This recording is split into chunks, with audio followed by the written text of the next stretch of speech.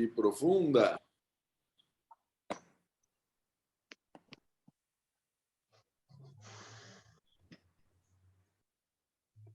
Fazendo uma breve meditação pela paz. Ó poderes do amor, nós vos prometemos nossa fidelidade, sabendo que somente o amor pode redimir o mundo. Nós invocamos vossa bênção sobre todos aqueles que se esforçam para servir. Nós invocamos vossa bênção sobre todos aqueles que têm de suportar sofrimento, que eles possam alegremente descobrir seu envolvimento em vosso amor, mesmo em meio à sua aflição. Nós invocamos vossa bênção sobre todos aqueles que intencionalmente infligem sofrimento, que eles possam ser movidos a retornar para vós e servir. Nos irradiar luz, paz e saúde em todas as direções.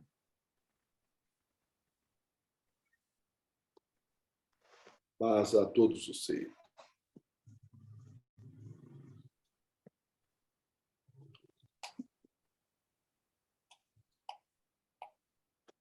Bem, meus irmãos, nós chegamos num ponto importante, vamos chamar assim, no nosso curso sobre iniciações, que é a quarta iniciação. Ela tem a característica de libertar o indivíduo das reencarnações compulsórias. Ainda não é aquela chamada perfeição que se atinge na quinta iniciação, mas pelo menos as encarnações no plano físico, se a pessoa atingir a quarta iniciação, já não são mais necessárias, porque se supõe que, pelo menos no nível físico, esses karmas foram resolvidos. Admite-se, portanto, que é a última vez que a pessoa compulsoriamente tem que alcançar a encarnação física. As outras iniciações podem ser obtidas nos planos superiores. Porém, geralmente, quem escolhe a senda do retorno ao mundo físico para auxiliar a humanidade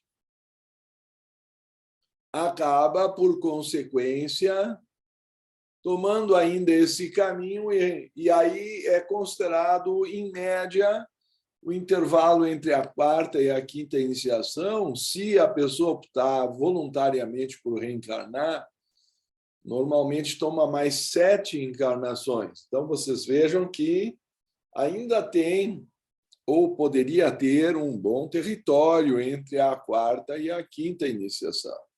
Mas o simples fato de já não ser mais compulsória a encarnação, alguns livros já deixam como livre o homem que atingiu a quarta, o ser humano que atingiu a quarta iniciação, certo? Mas ainda há, nós vamos ver na próxima quarta-feira, os resquícios sutis que ainda faltam para a perfeição. Ainda existem grilhões a ser vencidos. Nos interessa, porém, compreender que na quarta iniciação a pessoa já tem, no procedimento que leva à quarta iniciação, existe uma experiência do plano nirvânico. Então, o Arhat já é capaz de descrever a condição do nirvana. Ele só não consegue ainda se manter naquela posição, porque ainda existem resquícios sutis de karmas, kleshas e vasana, que prendem ele a eventuais imperfeições. Mas como ele já experimentou a condição da plena unidade, ele já é considerado um venerável. É a tradução usualmente concedida à palavra arhat, da tradição budista, o venerável, certo? O nome concedido a esse estágio na tradição hinduísta é, então, de Paramahamsa. Parama, em sânscrito, é além, em supremo. Tá? Então, Paramahamsa se refere ao que está além do Hamsa. O Hamsa, nós vimos na mitologia, é o cisne, na mitologia hindu, que tem o símbolo de conseguir com o bico separar a água do leite. No caso, até mencionei que já havia leite em pó na Índia Antiga. Então, a ideia de que é possível separar a água do leite com o bico é uma coisa quase impossível da gente conceber, mas é um símbolo de um alto grau de alertidade, um alto grau de discernimento, de percebimento da distinção entre o que dura e o que não dura, entre o que é real e o que é transitório. Porque, afinal, o que se descobre no fim do caminho? Que a alma do homem é imortal e o seu futuro é o de algo cujo crescimento e esplendor não tem limites.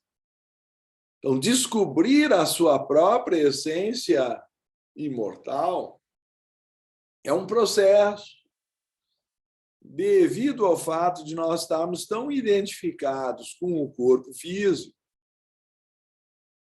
ou mesmo com os corpos sutis, como é o caso dos grilhões a serem vencidos entre a terceira e a quarta iniciação. Então, vamos chamar atenção para isso. O quarto e o quinto grilhões, não é? Enquanto, para quem está acompanhando o nosso curso a partir do livro Mestre e Ascenda da editora Teosófica, remeto à página 250. Enquanto se move em torno de seu trabalho diário, o Anagami.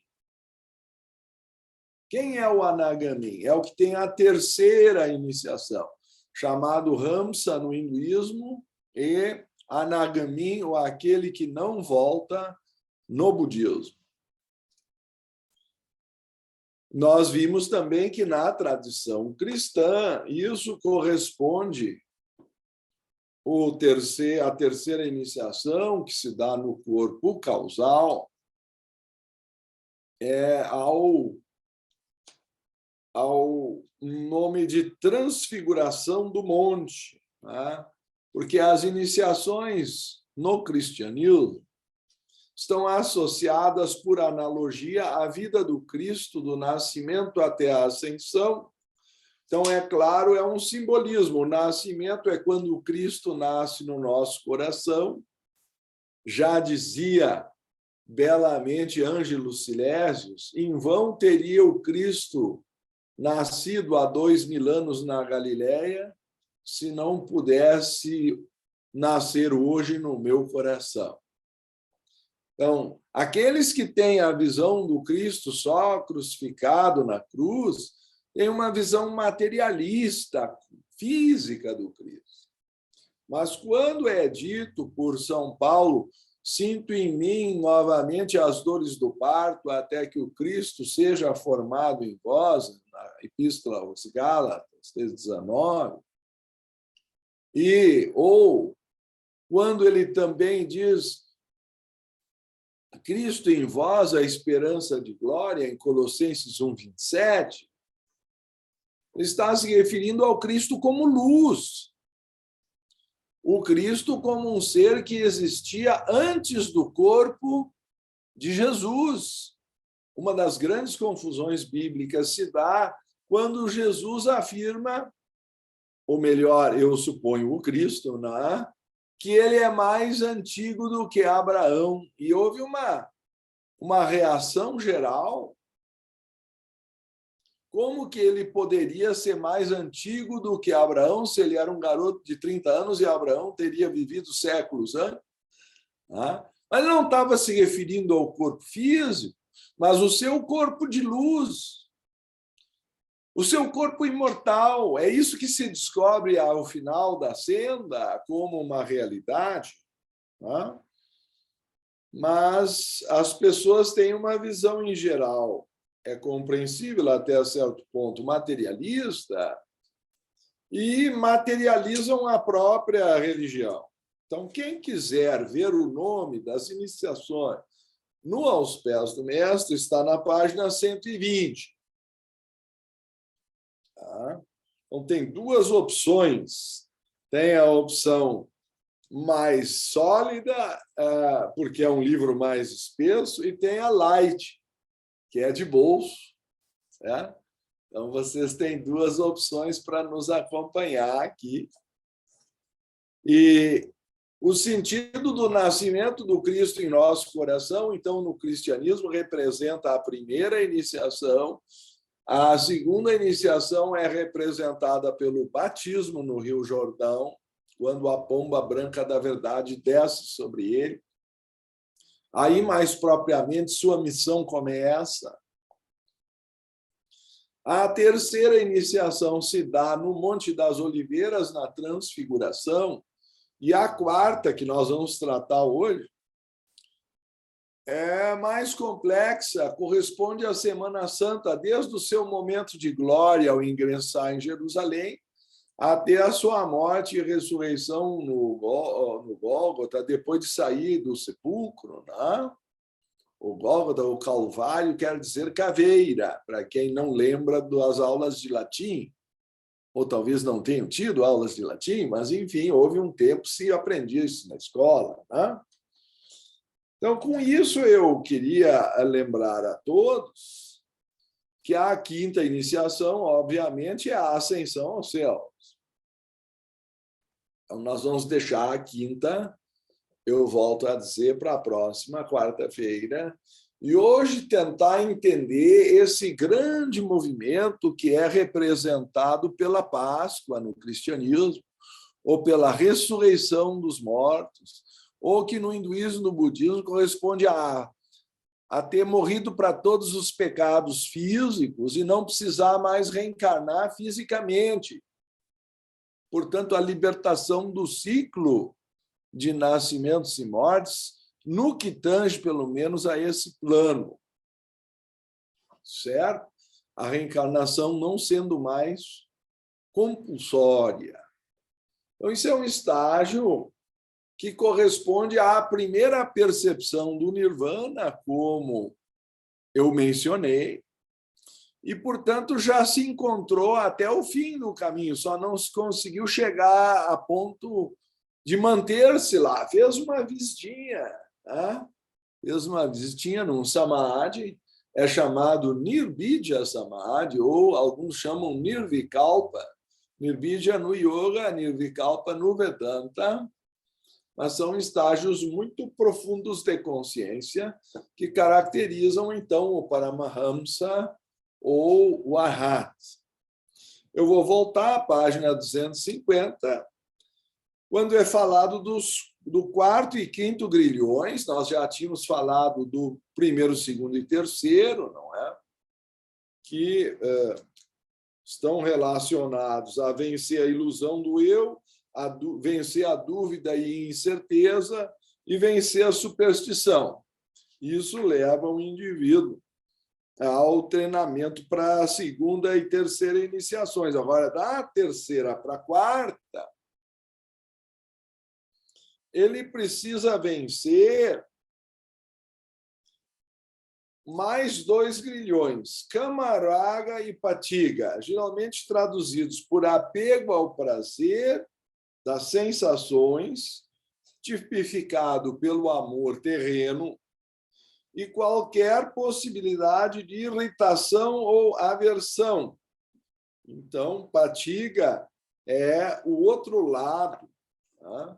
Toda vez que nós temos a atração por alguma coisa, nós também geramos uma repulsão pelo seu oposto. Ou talvez melhor dizendo, se eu desejo muito alguma coisa, na mesma proporção eu terei medo de que aquele desejo não se satisfaça. Ou eu poderei ter ódio de todo possível obstáculo que se encontre no caminho para a satisfação daquele desejo. Então, o ódio vem de um desejo insatisfeito. Não sei se isso fica claro. Aí, hoje em dia, tem tantos programas de televisão sobre serial killers, etc. Com certeza, são desejos profundos e insatisfeitos que levam a pessoas. Quem está de bem com a vida não mata ninguém, certo? Não existe ódio naquele que está satisfeito. Então, quando há insatisfação, é que surgem os problemas. Por isso, talvez, a primeira nobre verdade do budismo é a verdade da qualidade insatisfatória da vida. Teria que se criar um neologismo. Em português, parece não existir a palavra insatisfatoriedade, mas as coisas não produzem satisfação, ou, pelo menos, não uma satisfação duradoura. Então, por toda parte, se encontram sempre pessoas insatisfeitas, algumas ricas, outras cheias até de vigor, beleza, saúde. Então, a expressão popular é que fulano está chorando de barriga cheia, ele tem tudo. Aí também tem a outra expressão que diz eu era feliz e não sabia, que as pessoas estão satisfeitas até quando muitas das suas necessidades estão totalmente preenchidas. Eu arriscaria dizer que a satisfação de todas as necessidades físicas não garante felicidade. Por isso é que há necessidades espirituais que somente o Nirvana poderá realmente, vamos chamar, satisfazer. Não sei se é a palavra mais adequada, mas na falta de outra. Ali, no estado nirvânico, é dito que se extinguem, a palavra sopro, né? Se extinguem as paixões humanas. E isso não quer dizer a aniquilação humana, mas só das paixões humanas. Então, aquele ser deixa de ter as fraquezas que têm origem na insatisfação. Certo? Então, feita essa pequena introdução às iniciações anteriores, nós vamos tentar entender o que são esses dois apegos remanescentes, que é relativo às atrações do amor terreno, sensual, etc., e do seu reverso, que são as possíveis repulsões, desgostos, que possam gerar medo, ódio, todo o tipo de reação que possa haver quando o desejo não é satisfeito. Até falou-se em alguma irritabilidade, mas isso nós vamos ver que tem a ver com grilhões mais avançados. Então, quando esses grilhões foram uma vez vencidos, a pessoa estaria preparada para a quarta iniciação. Vejam que, então, só pode chegar à quarta iniciação quem não esteja mais apegado às coisas físicas ou do mundo. Então, há uma lógica. se ele se desprendeu da necessidade de reencarnar na quarta iniciação, antes ele tem que ter quebrado esses grilhões. Isso faz sentido para você? Então, a condição para chegar lá é esta. Mas muito de santidade já se cresceu quando a pessoa dissolve a ilusão do eu, a dúvida e a superstição, que são os 3 grilhões anteriores. Então, aí ela conquista as iniciações anteriores, como já foi mencionado. Quando ela atinge a quarta iniciação, do ponto de vista dos grilhões, ela está na metade do caminho, ainda faltam mais 5, como nós vamos estudar na quarta-feira que vem, mas eles são de natureza muito mais sutil. O último deles, eu posso adiantar, é a avidya ou a ignorância. Então, até lá, algum tipo de véu, algum tipo de ignorância, ainda falta uma percepção plena da sua essência, ainda falta algum tipo de autoconhecimento que não foi totalmente desvelado. E, portanto, existem ilusões e possibilidades de erro. Isso faria aí sentido novamente? Então, eu gostaria de aprofundar esse raciocínio, assim dizendo, que quando nós estamos analisando a passagem da terceira para a quarta iniciação, é como se o homem conseguisse, eu me refiro ao ser humano, vencer o aprisionamento dentro do crânio, dentro da caveira, do Calvário, do Gólgota.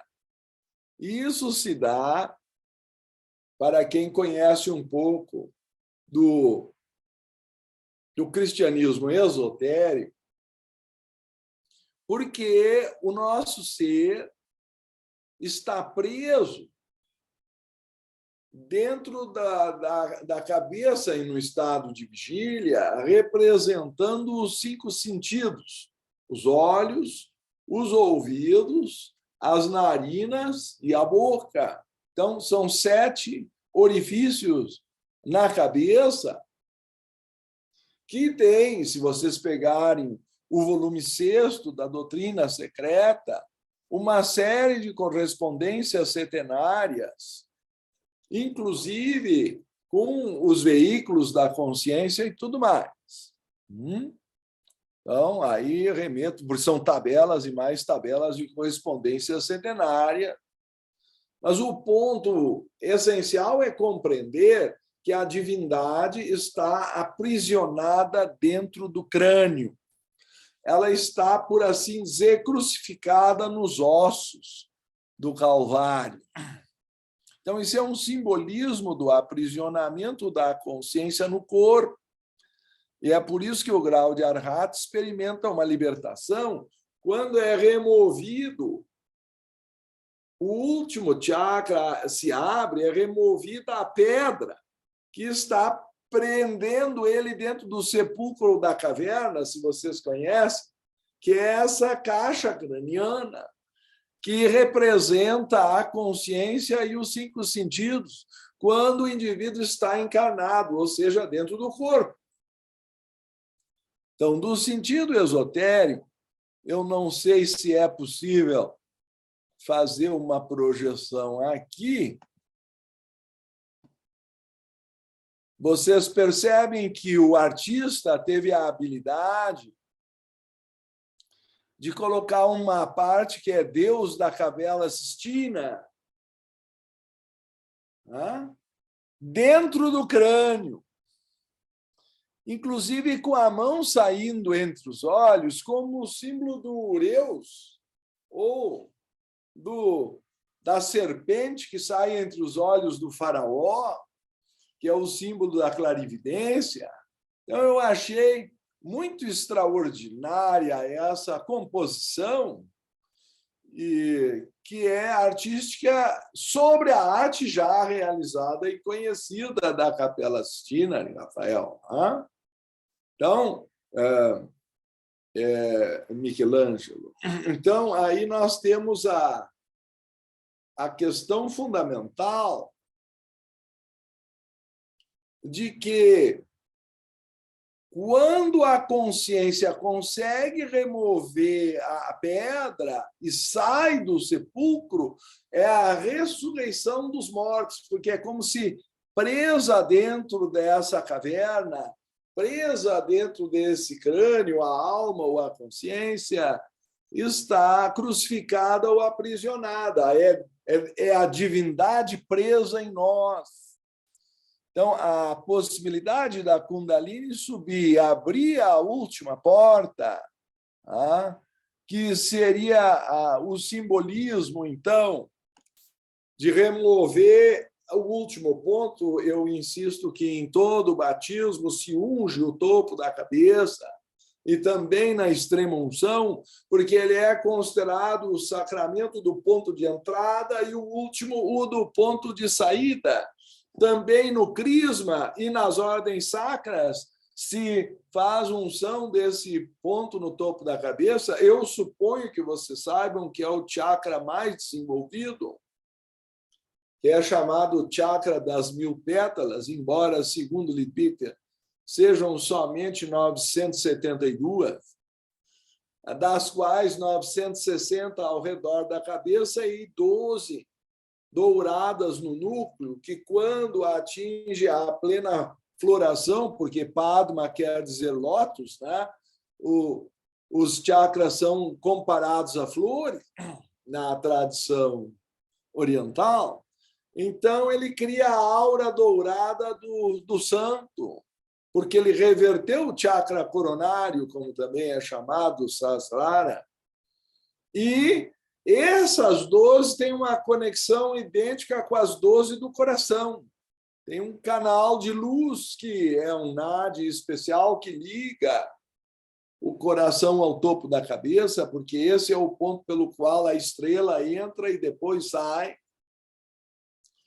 E está relacionada a essas iniciações superiores ou grandes expansões de consciência, quando êxtase quer dizer estar fora, em grego. Então, o êxtase é um arrebatamento ao sétimo céu e todas aquelas passagens, ou como João no Apocalipse, ou Paulo, que eu acabei de citar, e o resultado desse processo é uma percepção extracorpórea da realidade, portanto, não dependente dos 5 sentidos, e aí sim a percepção da imortalidade. Porque, é claro, enquanto eu estou aprisionado dentro do corpo, se uma pessoa está num camburão e está sendo transportada pelo automóvel ou pela caminhonete que aí está representada, o que acontecer com aquele veículo poderá comprometer a vida de quem está lá dentro. Então, naturalmente, se capotar, se sair da estrada, né? Da mesma forma, enquanto nós estamos presos ao cérebro, não temos a capacidade de entrar e sair voluntariamente, nós somos escravos. Nós estamos presos, nós somos prisioneiros. Por isso, dizia Jesus em João 8,32, essa é a tradição, né? Conhecereis a verdade e a verdade vos libertará. É uma falta de conhecimento da verdade, portanto, um estado de ignorância que nos prende, que nos submete à matéria. Se nós soubéssemos como sair... Então, na verdade, o quadro em questão está apontando, e eu acho aí está a sua beleza, para o ponto de saída pela visão ou no topo da cabeça, que aí, então, é pela ascensão. Então, nós temos uma saída parcial quando apenas aprendemos a ver o mundo sutil com a clarividência, e alguns já dizem que isso já é a conquista da imortalidade, porque aí eu vejo que a morte não existe, etc. e tal. ou a saída total do corpo, né, pelo topo. Aí eu vou ver o corpo lá de baixo, certo? Mas aqui a saída da serpente entre os olhos do faraó já simboliza um estado de sabedoria ou de clarividência, em que ele atravessa com a sua visão os limites da matéria, das paredes, talvez do tempo e do espaço. Então, aí eu recomendo outro livro de Leadbeater, imperdível nessa área, que se chama Clarividência. Então, quem tem interesse nesse assunto já devia ter lido o livro. O nome já diz. Certo? Mas reforço a ideia de que, quando esse estágio foi alcançado, esse é o verdadeiro sentido da ressurreição. Então, a Semana Santa está simbolizando os 7 dias e os 7 planetas. Né? No primeiro é o dia de glória, em que o Cristo entra em Jerusalém, é o único dia que ele triunfa na Terra, é o triunfo que ocorre com Arhat antes dele passar pela última prova, e esse é o Domingo de Palmas.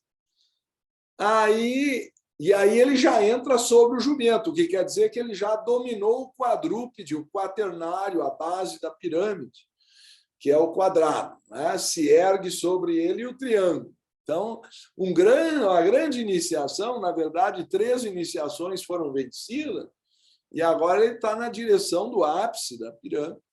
Mas essa última prova, ainda nesse plano, para conquistar a ressurreição, ele vai atravessar na segunda-feira.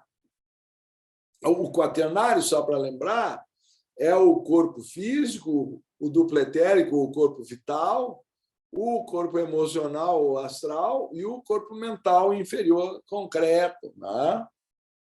Então, esses 4 são considerados mortais ou substituíveis a cada reencarnação. Então, ele venceu essa atração do quaternário pela matéria, por isso a base da pirâmide simboliza o contato com a Terra e tem 4 pontos, né? Um quadrado. Também a astrologia, para quem gosta, simboliza a quadratura, onde há diagonais de divisão da energia, diferentemente do triângulo ou do trígono, onde aponta para cima, onde supera a oposição, onde nós temos a síntese que supera, então, a tese e a antítese, mas num nível superior, aponta para o ápice da pirâmide, representa o espírito vencendo a matéria, representa o compasso sobre o esquadro, enfim, vocês vão ver esses símbolos se repetirem em várias tradições, e esse triunfo iniciático que leva ao ápice da pirâmide é o simbolismo das escolas de mistérios do Egito. Óbvio, né? Não estou, evidentemente, ensinando nada novo aqui, aliás, porque o Egito existia muito antes de nós. Mas, não por acaso, eu coloquei isso na capa do meu livro, A Ciência da Astrologia, as Escolas de Mistério. Quem quiser compreender o simbolismo nas escolas de mistérios ocidentais, aí recebe uma dica.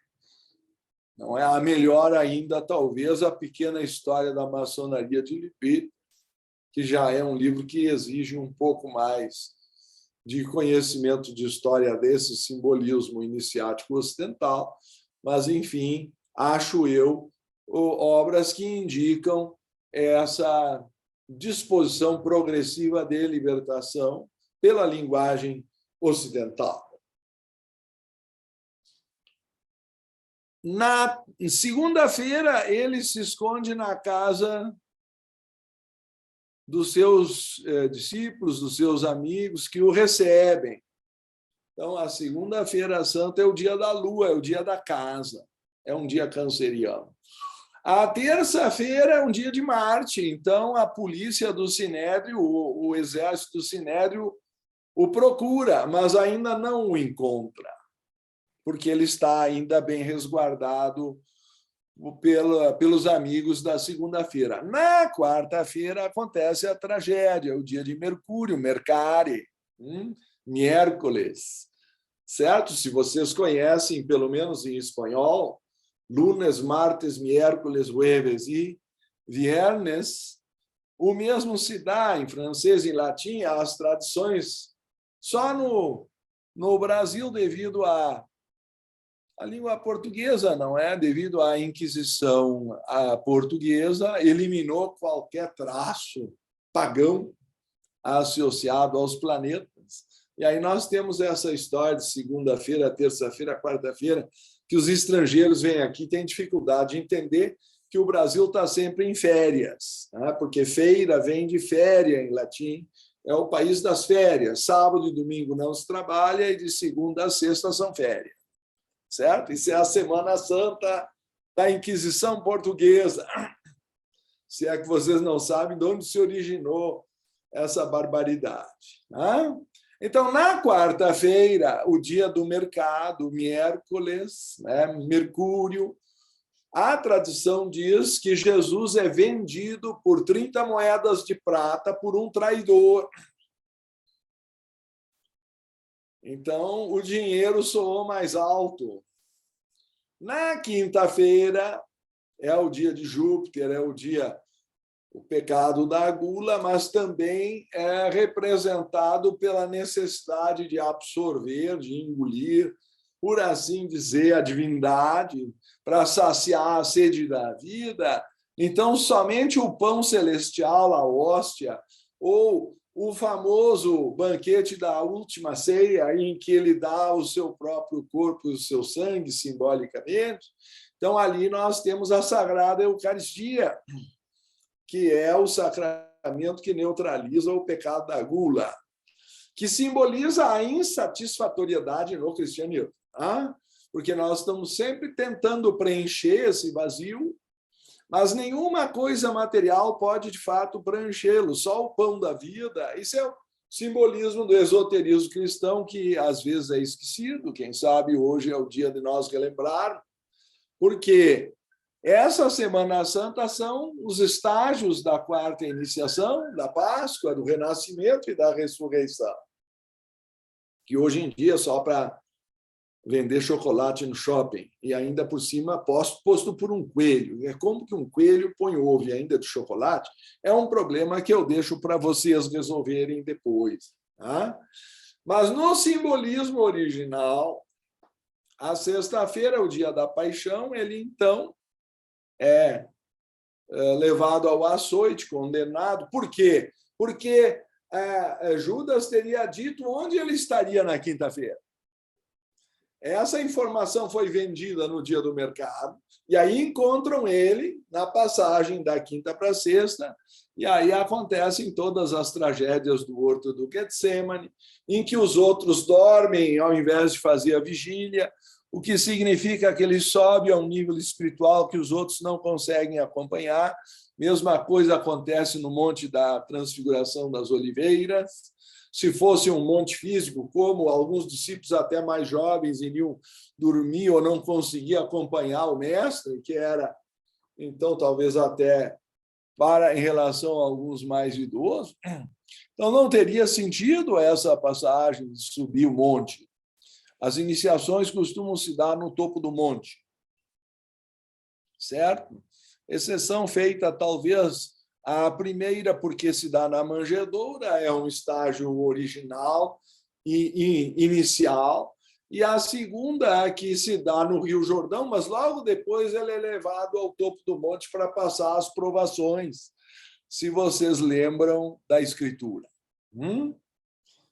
E a última grande iniciação, ainda humana, por assim dizer, que é a do Arhat, porque a quinta já é a transição do estágio humano para o estágio divino.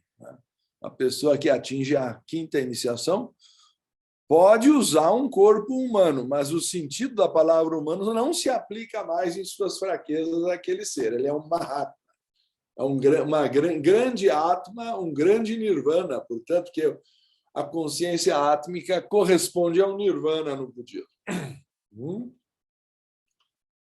O hinduísmo ainda tem a Atma e o plano átmico, ou como alguns o chamam. Todos esses estágios estão se referindo, então, à dificuldade de explicar como que da quinta para sexta-feira acontece tanta coisa. Primeiro vão fazer uma reunião do Sinédrio de madrugada. Na época não tinha moto nem celular, não sei como é que convocavam uma reunião. Era como convocar uma reunião dos cardeais, não sei que horas da madrugada, depois do aprisionamento no horto do Getsemane.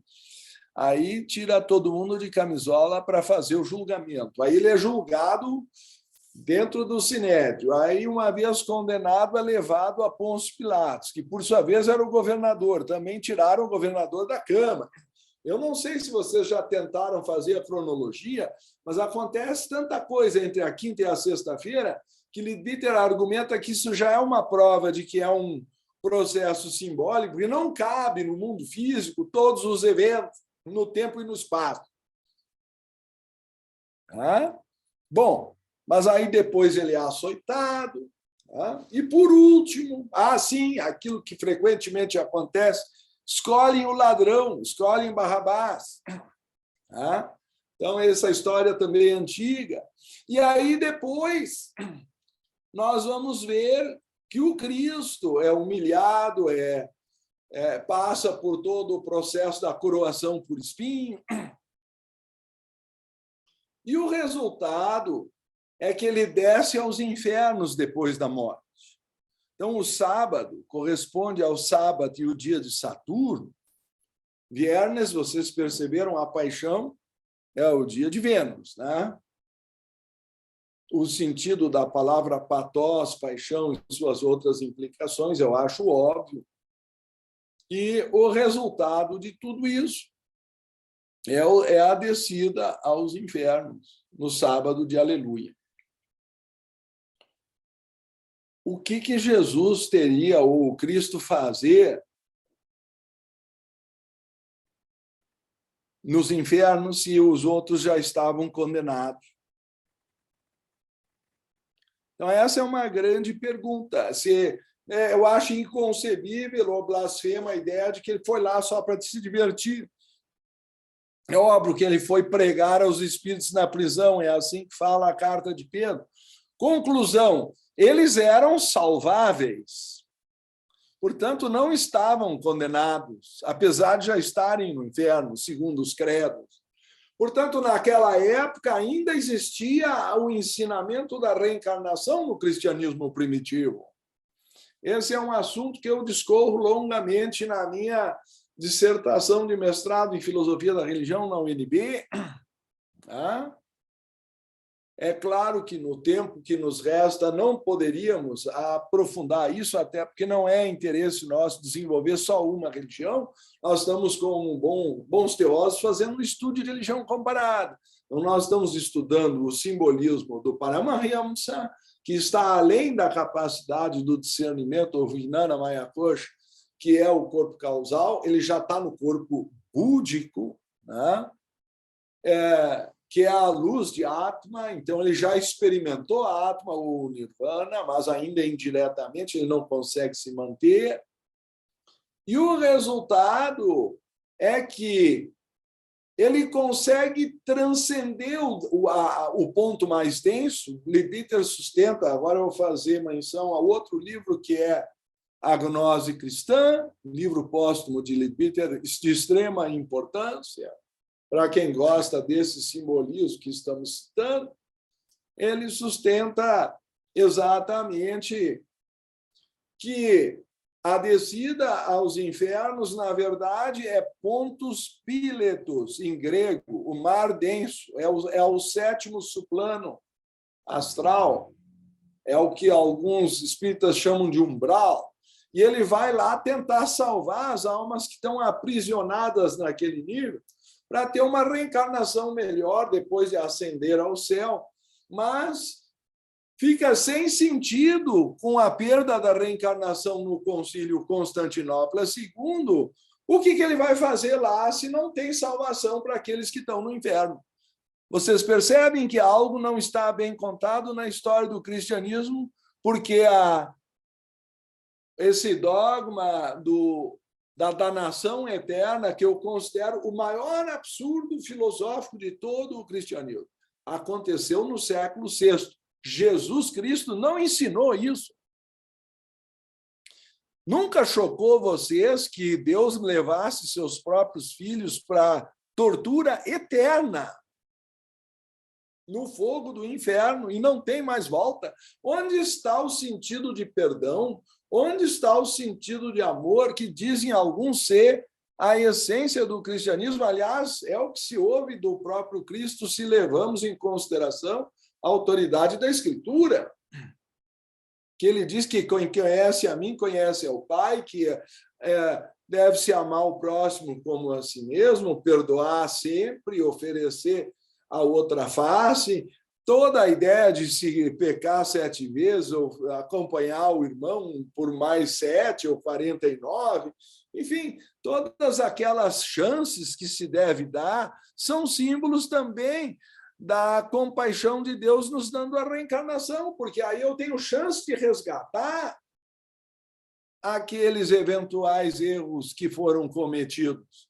E condenar por um erro no tempo uma pessoa para a eternidade é a maior disfunção, é o maior desequilíbrio ou injustiça. Comparar o finito com o infinito em matemática é uma comparação extrema.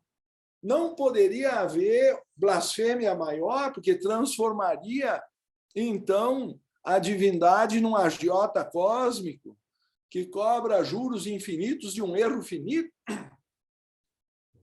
Mas tudo isso no simbolismo dessa iniciação significa que, ao se libertar aqueles que estavam na prisão, ele encontra a sua própria via de ressurreição. Ele tem que descer ao ponto mais baixo. É o que talvez Jung dizia, que para que as flores ou os ramos de uma árvore possam chegar no céu, as suas raízes têm que penetrar no inferno. Então, ele tem que mergulhar na profundeza da sombra. Não por acaso, o dia 25 de dezembro, que é símbolo do seu nascimento, corresponderia à meia-noite de 24 para 25, corresponde no antigo calendário ao dia 21 de dezembro, que era o solstício, mas com o deslizamento do calendário gregoriano, aliás, do juliano para o gregoriano, houve essa defasagem há alguns dias, como também houve do São João, que é o caso inverso, né? É do outro solstício, que é no dia 24, mas aí de junho. Então, vocês vejam que tudo isso estava orientado pela cruz dos solstícios e equinócios, que é uma cruz astronômica no céu, e está compreendida entre o Equador e os trópicos, por isso chamado também a tradição o zodíaco tropical, como eu vou mencionar na palestra sexta-feira, se alguém quiser assistir, às 20 horas. Mas, enfim, o estudo da Última Ceia de Da Vinci traz esses elementos também da correspondência astrológica com o simbolismo cristão, coisa que foi se perdendo também com a Inquisição, né? A começar até pelos dias da Semana Santa, nem vou entrar nesse mérito. Quando chega o domingo, Sunday, o dia do sol, então ele tem a ressurreição dos mortos, ele desceu ao ponto mais fundo, o dia 21 ou 25 de dezembro está a simbolizar o solstício, em que no hemisfério norte é a noite mais longa do ano. Portanto, no momento mais sombrio, na maior profundidade das trevas, nasce a luz. É a meia-noite da noite mais longa do ano. É o antimeridiano do dia do solstício de inverno. É ali que nasce o Cristo. E ele atinge sua apoteose na ressurreição dos mortos. Aí, no dia do sol, no Sunday, ele triunfa, ele remove o último chakra, o abre, para libertar a alma. E o anjo entra e não encontra nada no sepulcro. Mas, na verdade, era Maria acompanhada que ali ingressa e faz a pergunta ao anjo que ali se encontrava em seu lugar. E a resposta é clássica. Por que procuras aquele que vive entre os mortos? Ele não está mais no mundo dos mortos. Ele se libertou. Tá? Então, a passagem específica associada em A Voz do Silêncio, que é motivo da palestra desse sábado, quando vamos fazer a reedição, ou melhor, relançamento da nova edição em forma de luxo, agora, regozijai-vos, ó homem de minha alma, escuta do profundo e insondável vórtice daquela luz dourada em que o vencedor se banha. A voz, sem palavras, toda a natureza se ergue em 1000 tons a proclamar: regozijai-vos, ó homem de minha alma. Um peregrino regressou da outra margem. Nasceu um novo Arhan. Paz a todos os seres. Então, o Arhan, na versão Pali ou do budismo do norte, também corresponde ao Arhat.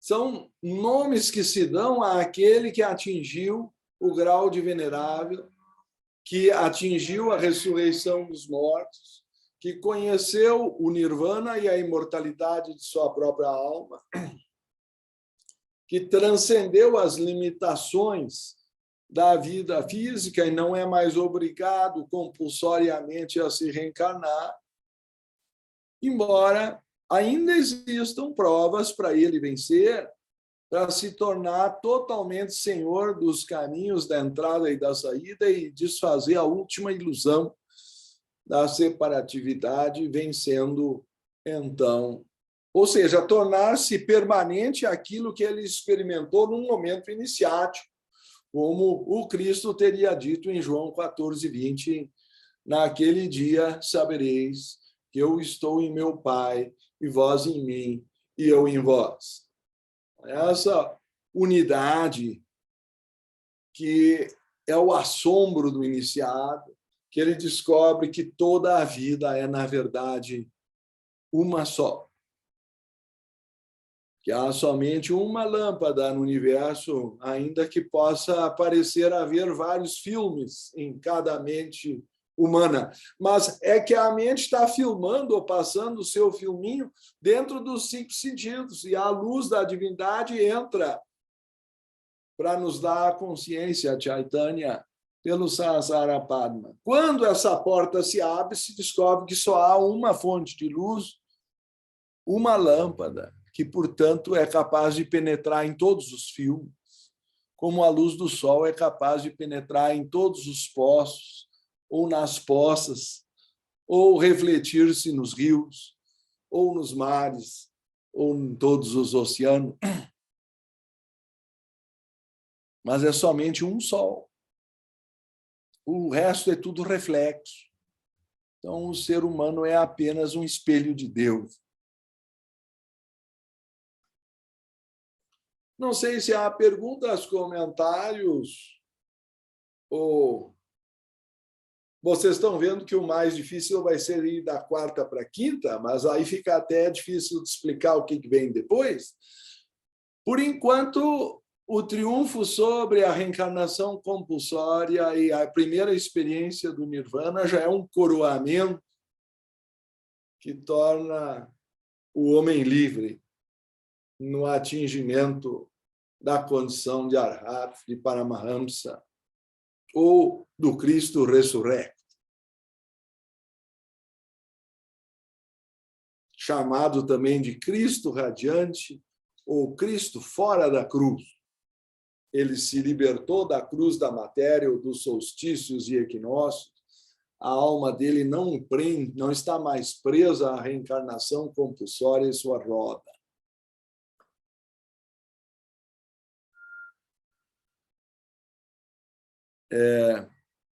Esse é o simbolismo. Não sei se há perguntas, comentários ou se a TT gostaria de conduzir Ricardo, essa parte, por favor. eu entendo assim, esse tema ele é tão fascinante que nós estamos na 4ª live. Precisávamos de um seminário só para tratar desse tema do simbolismo, porque ele é muito... Sim, se nós refletirmos, ele é extremamente profundo e nós poderíamos, inclusive, aproveitando numa próxima oportunidade, fazermos uma analogia até com o simbolismo que Jung nos traz a respeito de tudo isso que nos foi colocado. Porque eu simplesmente te ouvindo e, ao mesmo tempo, quando eu estou te ouvindo, eu estou me ouvindo e buscando em mim as referências que eu tenho bíblicas e de todo esse aglomerado de literaturas teosóficas, eu compreendo que a gente tem que ficar encantada com esse ensinamento. Ele é extremamente lindo. Então, eu fico aqui pensando no Ricardo enquanto bispo da Igreja Católica Liberal Cristã e fico buscando entender melhor essa sua opção exatamente no que você coloca hoje. Entende? Me entende? Consegui ser clara? Eu acho que sim. Eu acho assim, se eu nasci no Brasil, se a religião aqui predominante e cultural é essa, o meu primeiro dever é entender a cultura onde eu nasci. Claro, eu tenho grande fascinação pelo yoga, até foi o tema do meu doutorado, e também pelo budismo, ao qual eu fiz os respectivos votos. Então, eu sou considerado uma coisa meio anômala, um bispo budista, mas, enfim, a teosofia nos ensina que a essência das religiões é a mesma. De onde viria, então, a surpresa?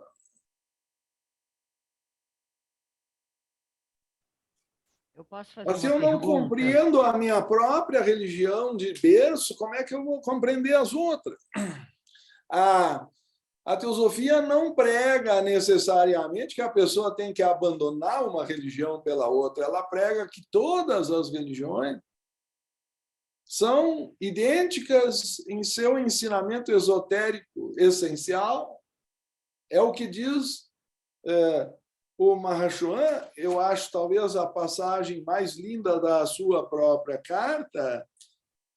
As doutrinas fundamentais de todas as religiões se comprovarão idênticas em seu significado esotérico, uma vez que sejam desagrilhoadas e libertadas do peso morto representado pelas interpretações dogmáticas, os nomes pessoais, das concepções antropomórficas e dos sacerdotes assalariados.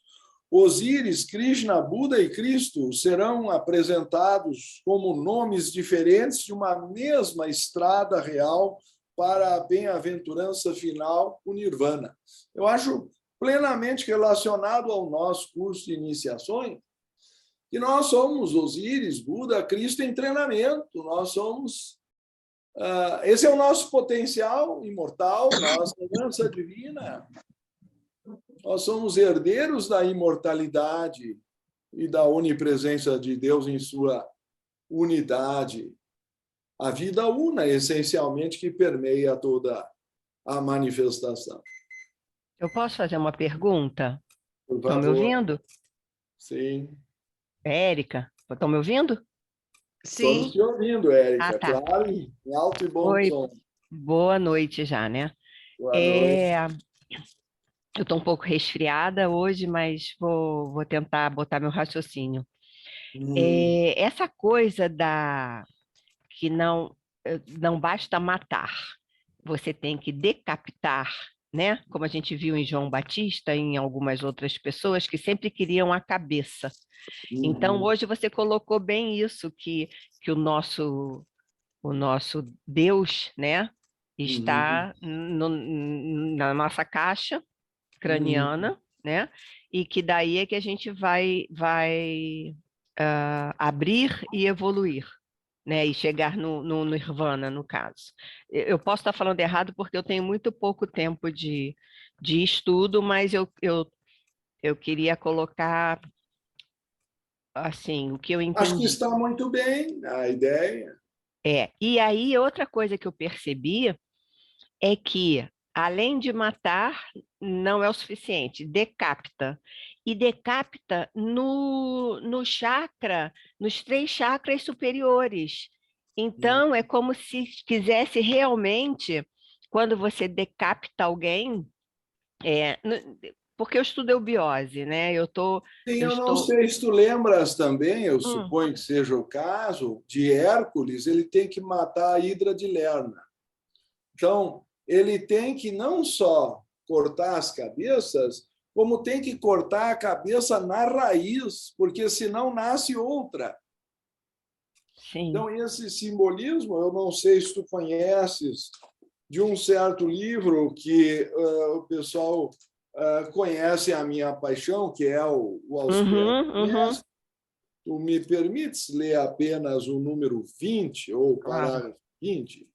Diz assim: precisas discernir entre o altruísmo e o egoísmo, pois o egoísmo possui muitas formas, e quando pensas finalmente tê-lo morto em uma delas, ele ressurge em outra tão forte como sempre.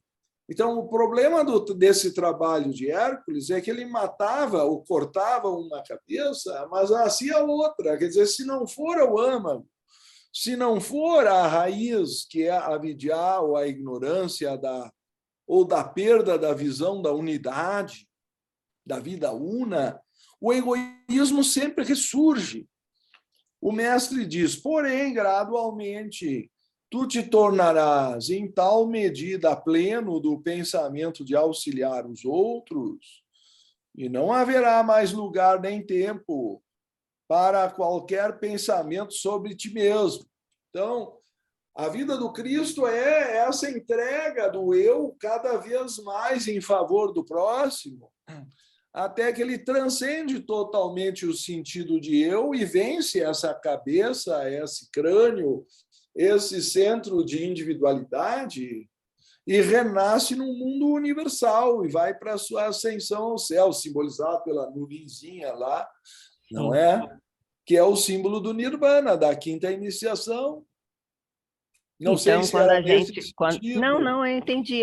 A decapitação, no caso, no sentido seria que a gente, aquilo a gente tem que matar é, O ego o pessoal, a ego mente. que está simbolizado nesse Deus que está na nossa mente, que ainda é muito matéria, né? E isto é também a forma como é dita na doutrina, na Voz do Silêncio de Blavatsky, que o discípulo mate o assassino. Uhum, Tá? uhum. Mas quem é o assassino? Ela diz: a mente é o É assassino o do assassino. real. O Uhum. discípulo mate o assassino. Quem é que cria a ilusão de separatividade? A mente vendo o seu próprio filminho e não vendo o filme dos outros.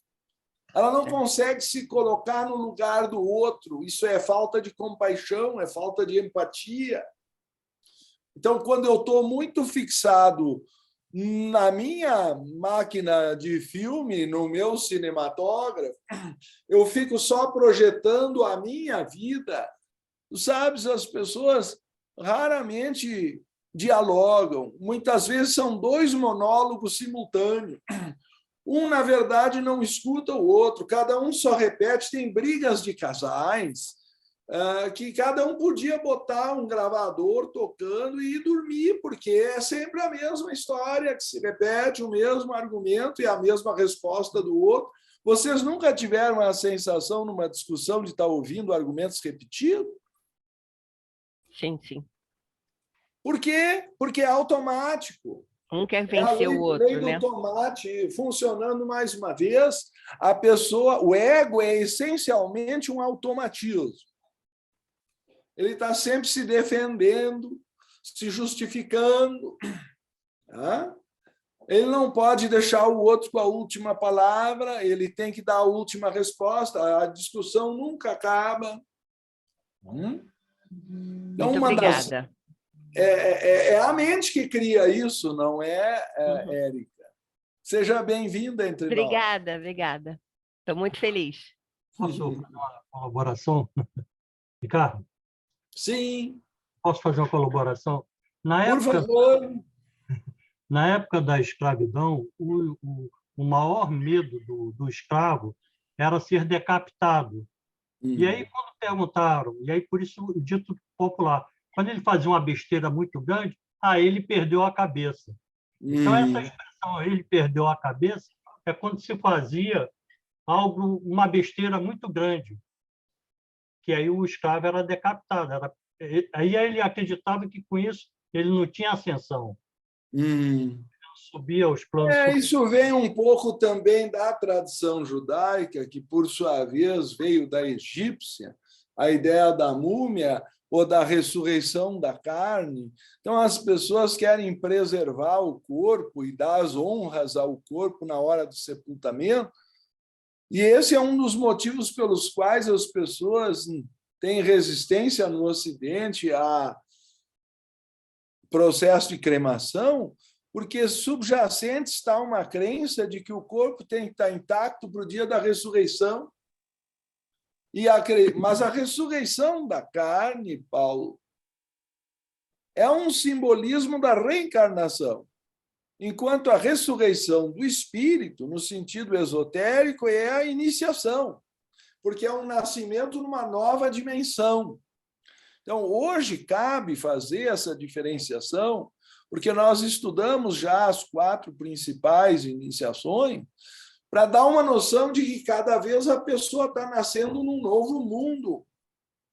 Então, não é a mesma coisa que apenas reencarnar. Tem gente que pega João 3 e não entende, ou entende que voltar ao ventre da mãe é apenas uma reencarnação no sentido físico.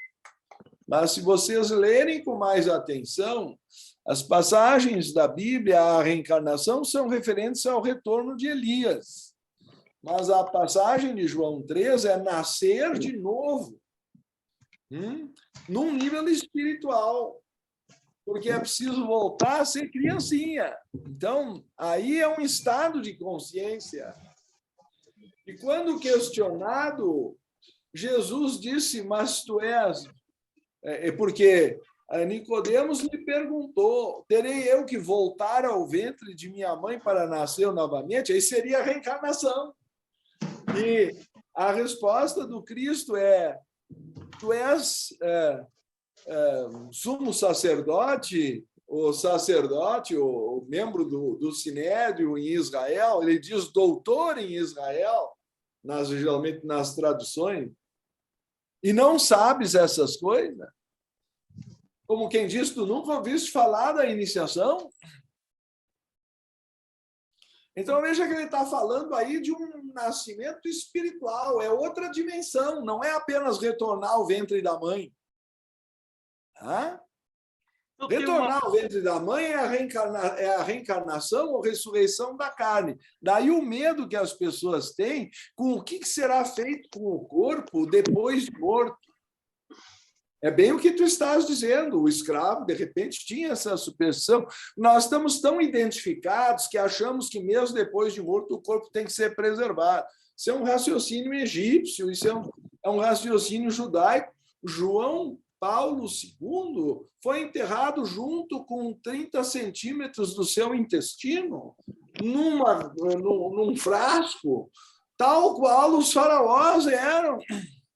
E uma joia para cada ano do seu pontificado, e todos esses simbolismos que são egípcios, esperando que o corpo possa se recompor no dia da ressurreição, como foi recomposto o corpo de Osíris, esfacelado, esquartejado e recortado por Set, mas remontado e costurado por sua esposa Ísis. E assim ela consegue conceber Horus mesmo com o marido morto, porque é concepção virginal. Então, quem não entende o Egito também não entende o cristianismo, porque a concepção virginal de Maria, a ressurreição dos mortos, está tudo na história do Egito. E por quê? Porque Moisés, segundo Atos 7:22, era conhecedor de toda a ciência dos egípcios e poderoso em suas palavras e obras. Ou seja, ele era um príncipe do Egito, ele foi criado para ser o sumo sacerdote do Egito, que era o faraó, porque ele era o descendente, ou foi adotado para ser sucessor do faraó. Então, nós herdamos do Egito, a tradição judaica herda dos mistérios egípcios, seus simbolismos, que são copiados do cristianismo, inclusive a trindade de pai, filho e mãe. Só que a mãe, na situação judaica, virou uma pomba, que é o Espírito Santo que vai fecundar a Virgem Maria fora da trindade, porque aí entrou um ingrediente de machismo cultural que não cabe aqui discutir, mas que, com certeza, o egípcio tinha mais lugar para a mulher do que a tradição judaica. Basta ver que tinha Hatshepsut, que tinha Cleópatra, que tinha mulheres que foram faraós na tradição egípcia. Não é verdade?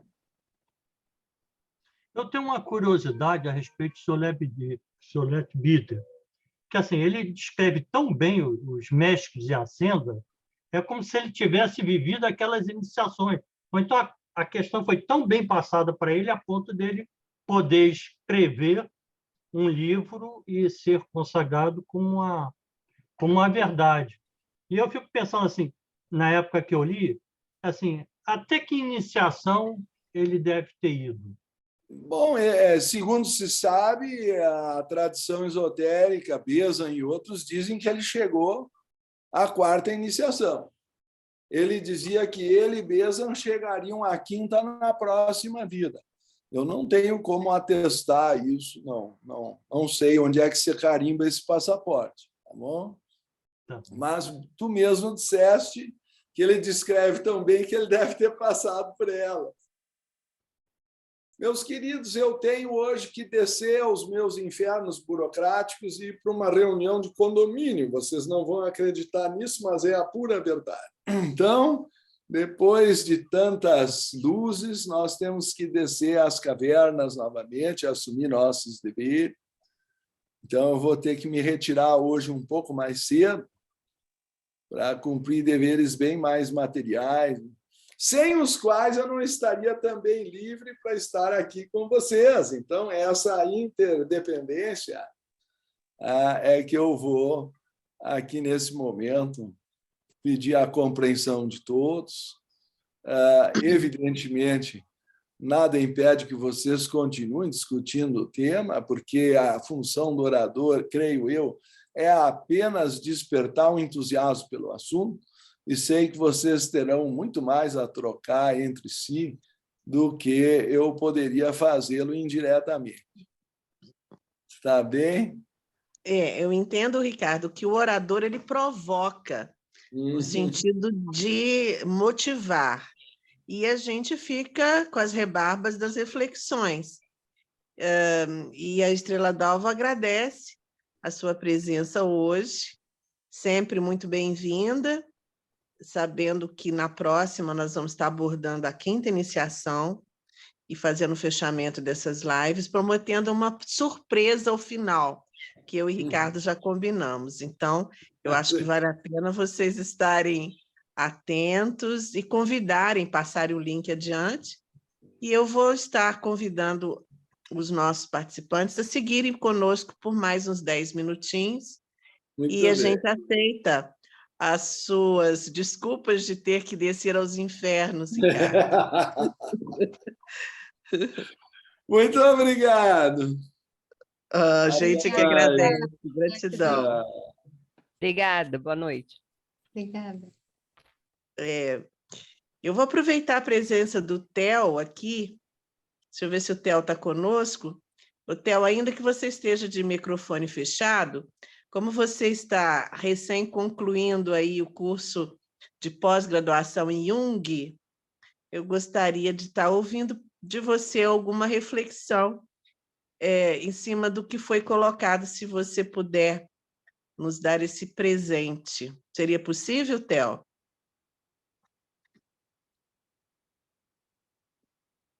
Deixa eu verificar aqui, eu estou chamando o Theo sem saber se ele ainda continua conosco. Está aqui. Eu estou parabenizando o Theo, que é um membro nosso aqui da Estrela d'Alva.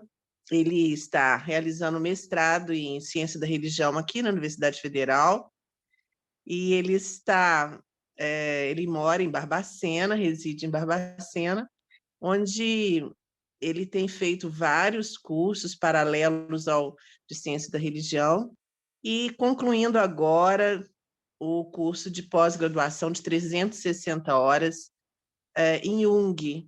E a gente fica muito feliz de ter uma pessoa tão preocupada realmente em entender o ser humano, os símbolos, e com certeza vai estar podendo nos auxiliar nessa trajetória, nessa caminhada. O Theo parece-me que está se retirando. Alguém gostaria de fazer alguma abordagem, alguma troca, acrescentar ou tirar dúvidas? Na medida do possível, quem sabe a gente possa auxiliá-las ou auxiliá-los.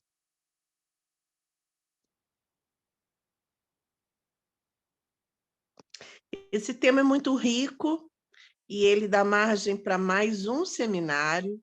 Nós estamos hoje na 4ª live sobre as iniciações e nós vamos fechá-la, com certeza, ainda com muitas dúvidas. Então, eu entendo que o orador ele chega para poder nos estimular, nos provocar a possibilidade da reflexão e de aprofundamento nesse estudo, porque ele não termina, está recém começando. E vocês há de convir comigo que quem estudou e quem tem buscado esse caminho, ele é infinito. E as obras, a cada vez que você começa e termina, você vai ter uma percepção completamente diferente. Eu me recordo quando eu fazia mestrado em psicologia humanista, eu fiz em outro idioma, porque eu não realizei o mestrado aqui no Brasil. Então, eu tive alguma dificuldade adicional para poder concluir o meu trabalho. Quando eu cheguei ao final, o meu desejo, se pudesse eu voltar, seria refazer tudo, em novas premissas, em novos paradigmas, e assim eu creio que as pessoas que passaram pela vida acadêmica, talvez Elaine também, que tenha concluído aí o mestrado, entenda o que eu estou dizendo. A gente, quando chega ao final, e se tiver que voltar, volta completamente diferente. Da mesma forma, um livro, cada vez que a gente conclui a leitura e reflexão da obra, se você puder recomeçar a ler, você vai compreender o que se está lendo de uma outra forma, muito mais aprofundada, em outros paradigmas, fazendo outras correlações, não é? Esse estudo ele tem o propósito e o objetivo de provocar motivação para nós seguirmos estudando. E nunca para nos dar respostas, e sim para quem possa realmente nos levando à motivação de fazermos novas perguntas. E essas respostas é ao longo da vida também que a gente vai encontrando-as. Assim eu creio. E aproveitando a presença da Érica aqui entre nós, que é muito bem-vinda, ela está requisitando o ingresso à Sociedade Teosófica, através da nossa loja de Estrela d'Alva, ela está aqui conosco, e eu gostaria de dar as boas-vindas em nome da loja para ela, dizendo que esse caminho é um caminho de sacrifícios, de renúncias, assim como a vida cheia de sacrifícios e renúncias e provações, mas a gente acredita que dentro das nossas instituições e dentro das nossas fileiras, a gente possa buscar encontrar o verdadeiro sentido pelo qual aqui estamos. Aquele sentido que há muito nos buscávamos, às vezes desde criança, desde pequeninos, e quando a gente chega aqui na Sociedade Teosófica, não caímos de paraquedas, foi realmente um reencontro. E eu entendo que, assim como na minha vida, e eu espelho na minha vida todas as vidas de vocês, assim também tenha sido. A gente chega na instituição teosófica cheia de expectativa e compreende que, durante essa caminhada, nós vamos encontrando devagarinho as respostas pelas quais aqui viemos e aqui estamos e aqui permanecemos. Acho que a sociedade também teosófica ela tem o objetivo de nos provocar, nos instigar para novas reflexões, para um novo olhar para a vida. Acho que todos vocês que estão aqui, como membros ou como simpatizantes, estão compreendendo bem o que eu estou dizendo, porque assim foi na vida de todas essas pessoas, de formas distintas uma das outras, não é? Aqui na Sociedade Teosófica se muda os endereços e os números de telefone e WhatsApp, mas a ideia, os problemas, as reflexões são as mesmas de forma distinta para cada um. As provas são distintas para se chegar a um objetivo comum. Eu gostaria de ouvir mais alguém, se for possível, para que a gente possa fazer essa troca. Nós temos ainda alguns minutinhos. Eu posso falar, Érica? Sim, Deixa eu te falar, eu fala. queria agradecer muito a recepção, e também dizer que é uma grande verdade. Primeiro que depois falar alguma coisa depois do Lindemann é muito difícil alguém falar alguma coisa, né?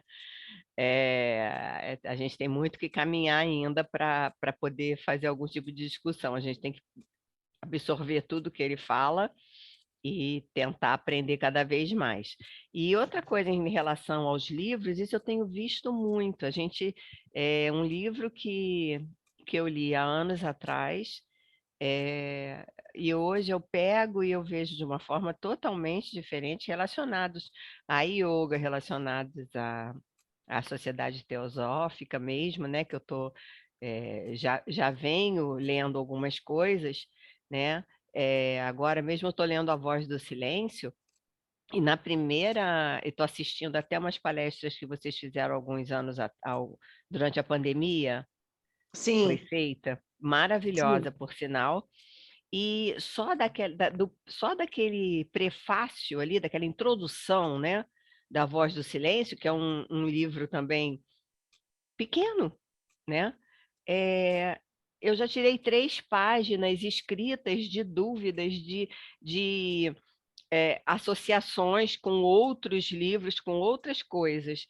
Então, realmente é muita dedicação, como você falou, mas ninguém está aqui de paraquedas, né? A gente veio porque já está na hora da gente absorver isso tudo, né?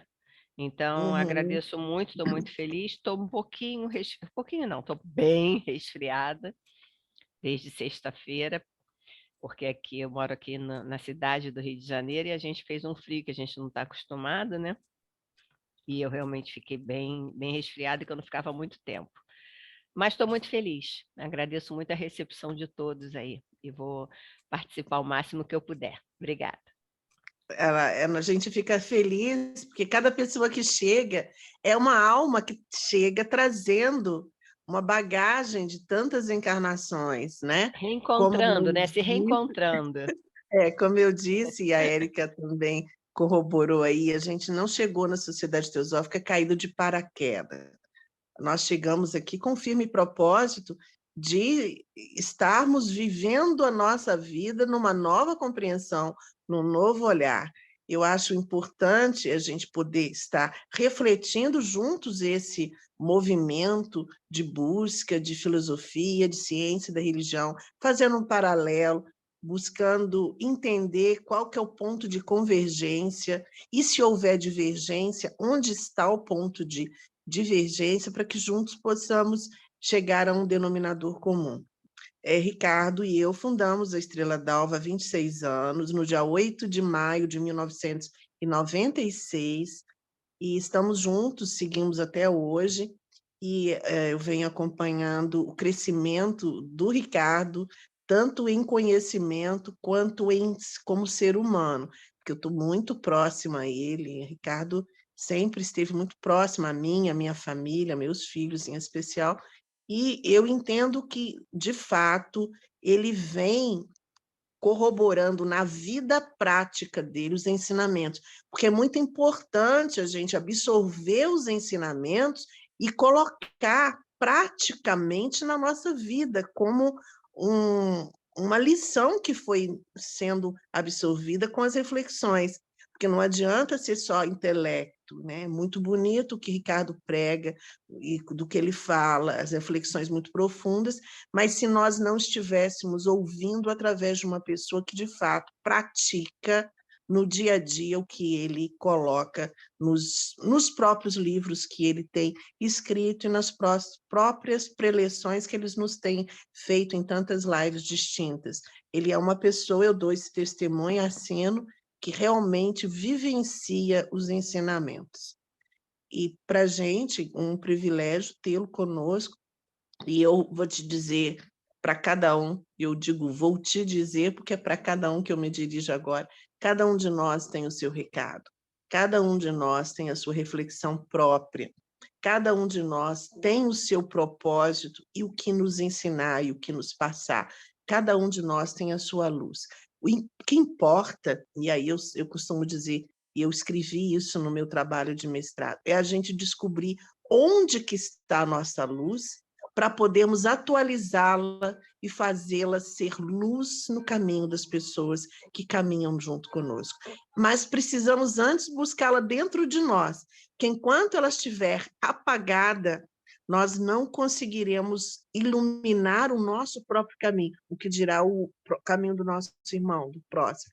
Daí é muito importante que nós possamos ressignificar algum apagão dentro de nós e transformá-lo em luz, para que possamos, a partir daí, seguirmos na luz e não na escuridão, nas trevas, para podermos, de fato, caminharmos juntos, auxiliando uns aos outros nessa caminhada, porque nós somos um elo da corrente de ouro, da corrente de Buda, da corrente do amor, da compaixão, da misericórdia, do perdão.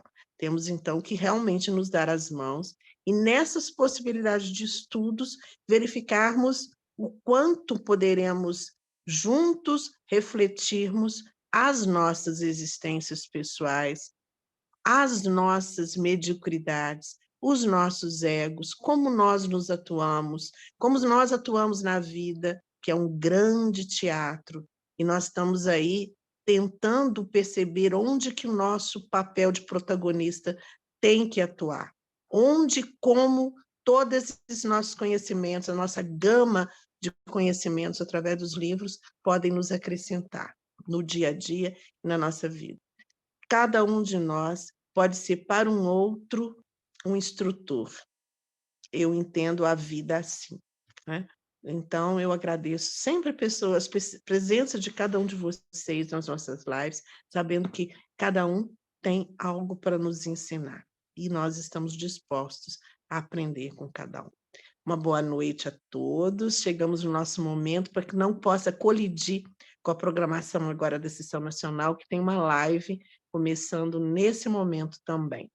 Nós estaremos juntos na próxima reunião, que é uma live que vai fechar com uma surpresa que eu e Ricardo estaremos trazendo para vocês.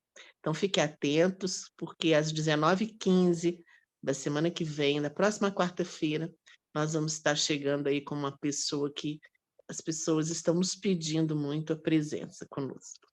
Beijo no coração, Elaine. Gratidão. Gratidão. Obrigada, Tetê. Boa noite. Boa noite a todos. Boa noite, irmãos e irmãs. Beijo. Boa noite a Tchau. todos. Beijo. Boa noite. Obrigada Tchau. pela presença, gratidão em nome da loja. Obrigada.